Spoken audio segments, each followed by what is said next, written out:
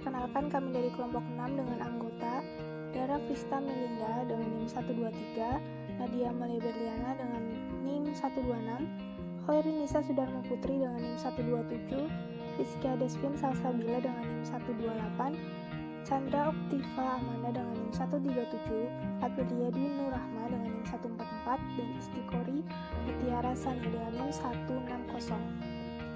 Di video kali ini kami akan menjelaskan mengenai kesehatan mental menurut tokoh Islam Al-Farabi.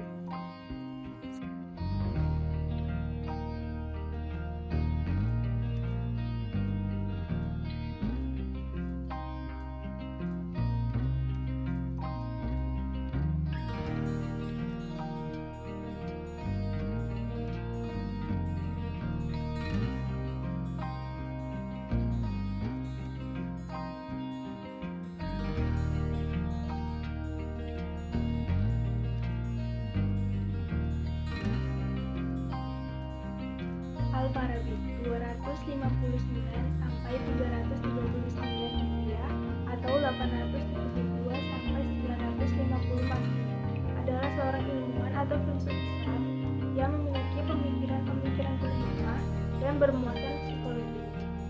Hampir semua ilmu pengetahuan pada saat itu telah dikuasainya dengan baik. Beliau juga turut mengembangkan pemikirannya untuk penyakit kejiwaan dalam risalahnya terkait psikologi sosial dan berhubungan dengan studi keadaan.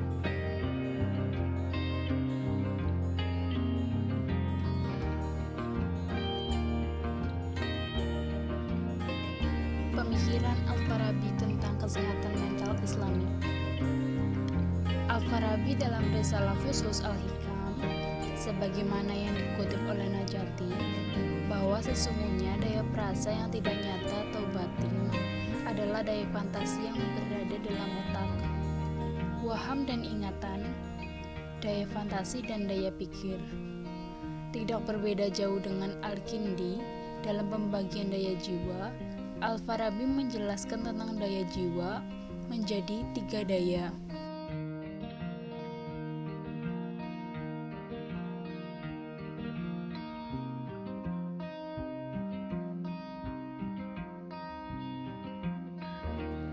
Al-Farabi menjelaskan tentang daya jiwa menjadi 3 daya. A. Daya tumbuh-tumbuhan.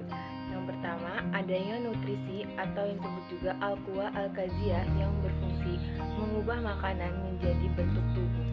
Yang kedua, daya pemeliharaan atau daya pertumbuhan atau disebut juga al-quwa al-murabiyah atau al-quwa al-munanamiyah.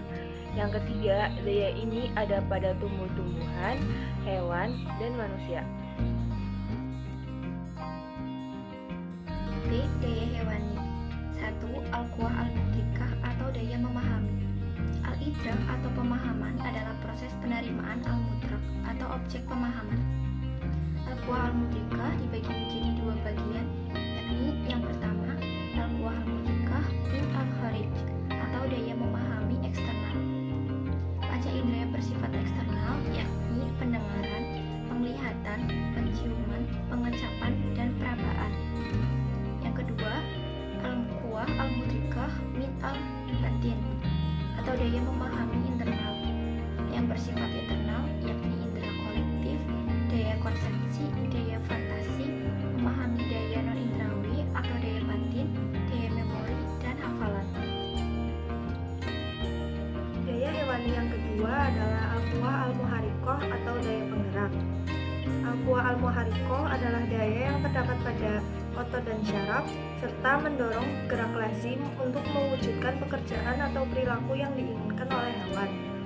Daya penggerak ini mengiringnya atas gerak daya hasrat. Daya gerak hasrat sendiri terbagi menjadi 2. Yang pertama adalah daya gerak syahwat dan yang kedua daya gerak emosional. Daya gerak syahwat cenderung pada pencapaian keinginan yang bersifat primer, nikmat, dan bermanfaat, sedangkan daya gerak emosional cenderung menjauhi keinginan yang tidak diinginkan dan berbahaya. C.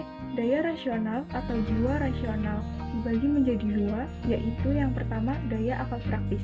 Daya akal praktis adalah alat yang digunakan manusia untuk menyimpulkan tugas-tugas kemanusiaan, perilaku moral, dan pekerja produksi maupun keahlian. 2. Daya akal teoritis. Daya akal teoritis adalah akal yang digunakan manusia untuk memahami hal-hal yang bersifat rasional, umum, dan abstrak. Ialah yang menjadikan substansi jiwa benar-benar substantif dan rasional.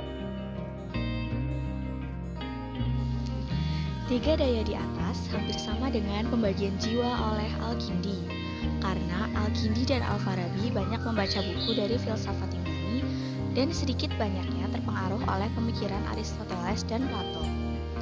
Pemikiran Al-Farabi tentang kesehatan mental berkaitan dengan daya fantasi, seperti yang dijelaskan Al-Farabi dalam buku Jiwa dalam Pandangan Para Filosof oleh Najati. Kesehatan jiwa atau kesehatan mental datang dari akal aktif manusia. Jika akal aktif dalam kondisi sehat, maka kondisi kesehatan mentalnya akan sehat. Jika akal aktifnya sakit, maka kondisi kesehatan mentalnya akan sakit. Sekian penjelasan dari kelompok kami mengenai kesehatan mental menurut tokoh Islam Al-Farabi. Mohon maaf apabila terdapat kesalahan. Terima kasih. Wassalamualaikum warahmatullahi wabarakatuh.